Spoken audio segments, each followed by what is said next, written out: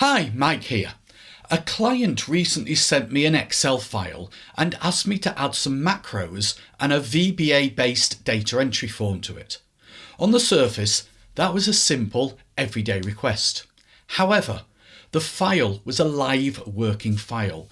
It lived in SharePoint and several users opened it each day to add and amend data. My client could have given me access to the SharePoint site. However, I was concerned that if I was developing macros at the same time as others were working on the data, there could be issues. So I asked my client to send me a copy of the file. I developed the macros and user form in that copy. I'm sure that's a situation that many VBA developers have faced. And the problem comes when the work is done and you send the file back to the client. If they replace their working file with my file, they have the macros. That's good. But they'd lose any data that they'd added to the file since they sent me the copy. That's not good.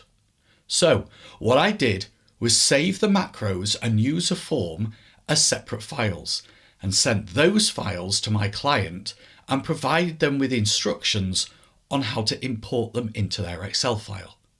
And in this video, I'll show you how I did it.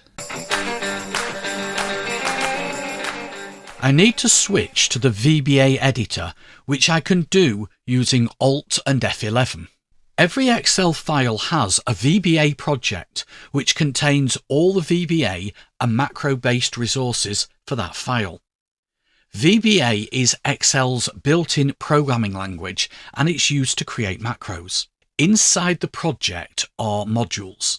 Think of a module as a container to store your macros. So if I select module 3, there are 4 macros in that module.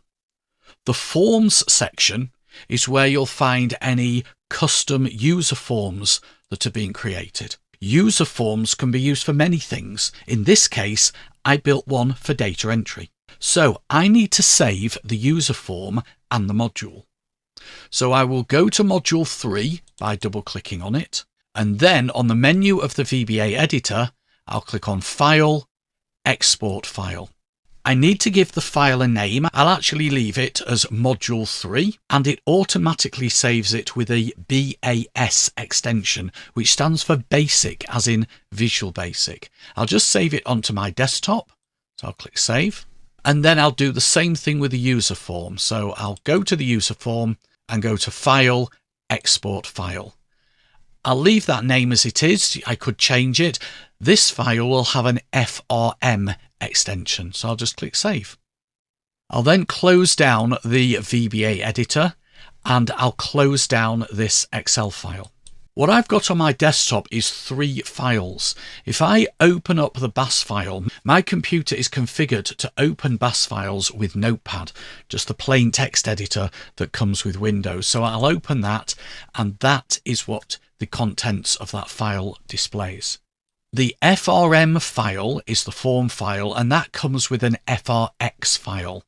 So if I open up the FRM file, to do that I'll need to right click on the file icon and select Open With, and I want to open it with Notepad, so I'll select that and OK. And that is what the form looks like. So when you open up the form, it doesn't show you the actual form design, it shows you the form in a language that it understands. Okay, so I've sent those files to my client. So let's now pretend that I'm the client. This is the Excel file that they have. They've been working on this file whilst I've been working on the macros, and I will open up the VBA editor. This file doesn't have any macros. So how do I get those macros and the user form into here? I go to File and Import File. Select module 3 and click Open, and there is module 3 with the 4 macros, and then go to File, Import File, and select the FRM file. The FRX file is hidden, and click Open, and there is the user form.